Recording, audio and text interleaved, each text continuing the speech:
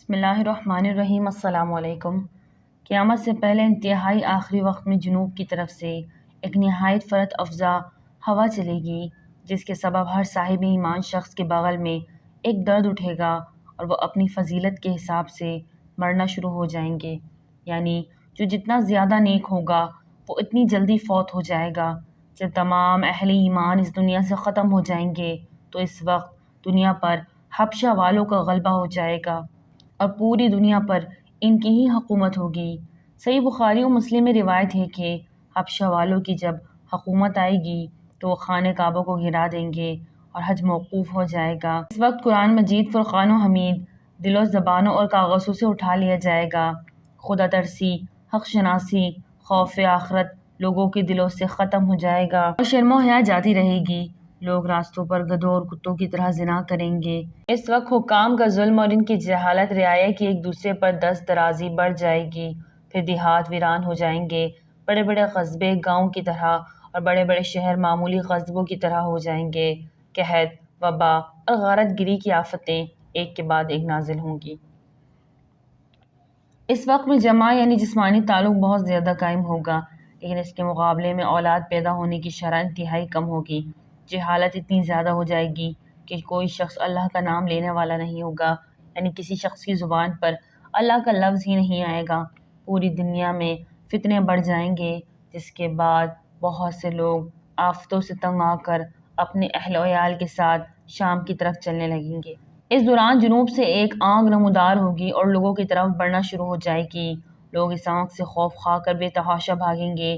بھاگنے والے لوگ تو پیر کو تھک جائیں گے اور اپنی عاجزی کا اظہار کر دیں گے تو یہ آنکھ بھی ٹھہر جائے گی، جس کے بعد یہ لوگ آرام کریں گے۔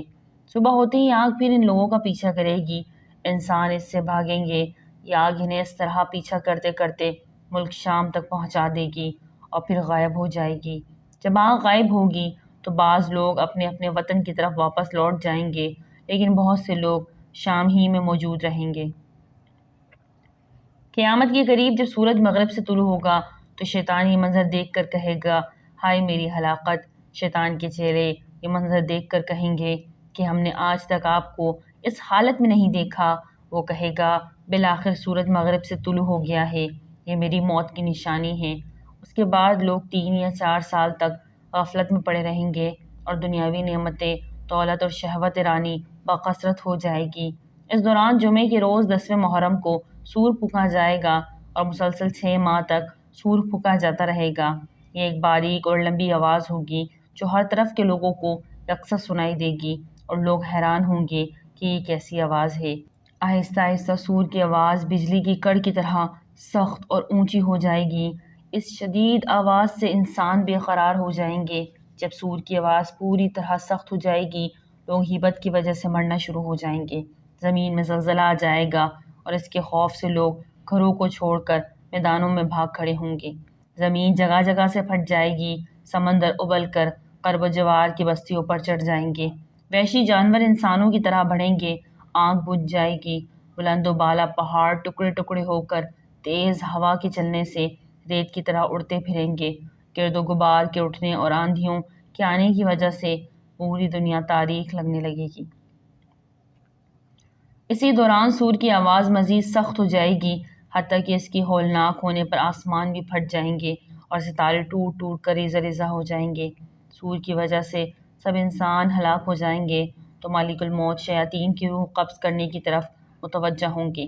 یہ ملعون چاروں طرف دوڑتا پھرے گا، مگر فرشتے اسے پکڑیں گے اور پھر اس کی روح اس طرح قبض کی جائے گی کہ احنف بن قیس رضی اللہ تعالیٰ عنہ فرماتے ہیں کہ حضرت عمر رضی اللہ تعالیٰ عنہ سے ملاقات کے لیے ایک مرتبہ مدینہ منورہ جانا ہوا۔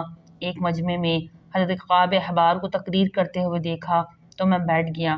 وہ فرما رہے تھے کہ حضرت آدم علیہ السلام نے وفات کے وقت اللہ تعالیٰ سے عرض کیا، یا اللہ تعالیٰ، میری موت سے میرا ازلی دشمن ابلیس بہت خوش ہوگا، اس کو تو قیامت تک زندہ رہنا ہے۔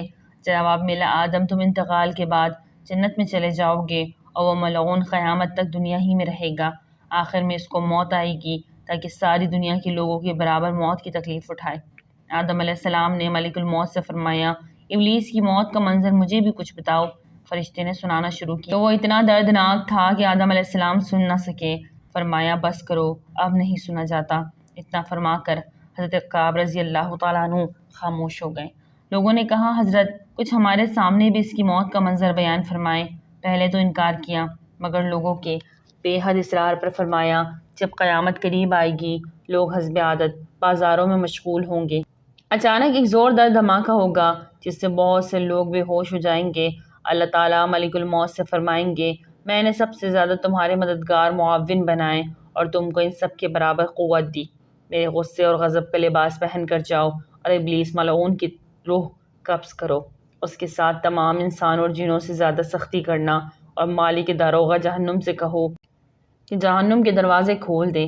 مالک الموت غیظ و غضب سے بھرے بہت سے فرشتوں کے ساتھ دنیا میں اس طرح آئیں گے کہ آسمان و زمین والے دیکھ لیں تو خوف کے مارے پگھل جائیں۔ ابلیس کے پاس پہنچ کر بہت زور سے ڈانٹ پلائیں گے جس سے ابلیس بری طرح دہاڑے مار مار کر چیخے گا۔ اگر دنیا والے اس کی آواز سن لے تو بے ہوش ہو جائیں۔ مالک الموت ابلیس سے کہیں گے خبیث تو نے بہت طویل عمر پائی اور بے شمار انسانوں کو گمراہ کیا جو تیرے ساتھ جہنم میں جائیں گے۔ آج ان سب کے برابر تجھے موت کا مزہ چکھاؤں گا۔ تیری مہلت اور ڈھیل کا وقت ختم ہو چکا ہے، اب تو موت سے بھاگ نہیں سکتا۔ ابلیس گھبرا کر مشرق کی جانب بھاگے گا تو کبھی مغرب کی جانب، لیکن ہر طرف اپنے سامنے ملک الموت کو پائے گا۔ سمندر میں گھسنے کی کوشش کرے گا تو سمندر نکال پھینکے گا۔ آدم علیہ السلام کی قبر کے پاس کھڑا ہو کر کہے گا اے آدم تمہاری وجہ سے میں ملعون و مردود بنا، کاش کہ تم پیدا ہی نہ ہوتے۔ پھر ملک الموت سے کہے گا کتنی سختی اور تکلیف کے ساتھ میری جان نکالو گے۔ پھر فرمائیں گے جتنے لوگ جہنم میں ہیں ان سب کی موت سے کہیں زیادہ تکلیف اور سختی کے ساتھ۔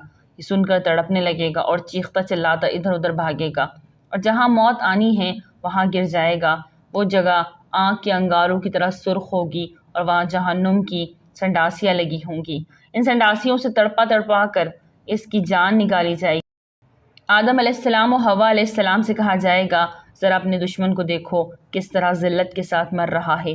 وہ دیکھ کر خوش ہوں گے اور کہیں گے یا اللہ تو نے ہم پر اپنی نعمت مکمل فرما دی۔ معزز خواتین و حضرات، قرآن کریم میں ارشاد باری تعالیٰ ہے ہر جاندار کو موت کا مزہ چکھنا ہے اور تم سب کو تمہارے اعمال کے پورے پورے بدلے قیامت ہی کے دن ملیں گے۔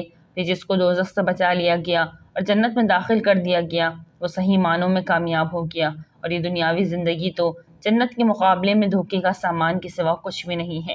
اس آیت میں اللہ تعالیٰ نے انسانوں کی کامیابی کا معیار ذکر کیا ہے اور وہ یہ ہے کہ اس حال میں ہماری موت آئے کہ ہمارے لیے جہنم سے چھٹکارے اور دخول جنت کا فیصلہ ہو چکا ہے۔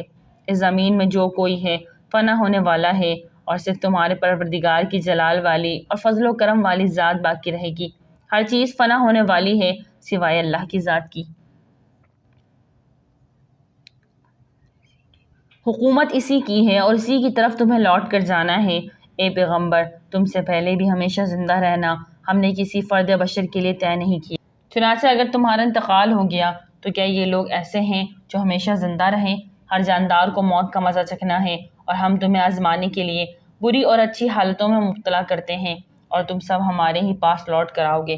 تم جہاں بھی ہوگے ایک نہ ایک دن موت تمہیں جا پکڑے گی، چاہے تم مضبوط قلعوں میں ہی کیوں نہ رہے۔ اے نبی تم کہہ دو جس موت سے تم بھاگتے ہو وہ تم سے آ ملنے والی ہے، یعنی وقت آنے پر موت تمہیں ضرور اچک لے گی۔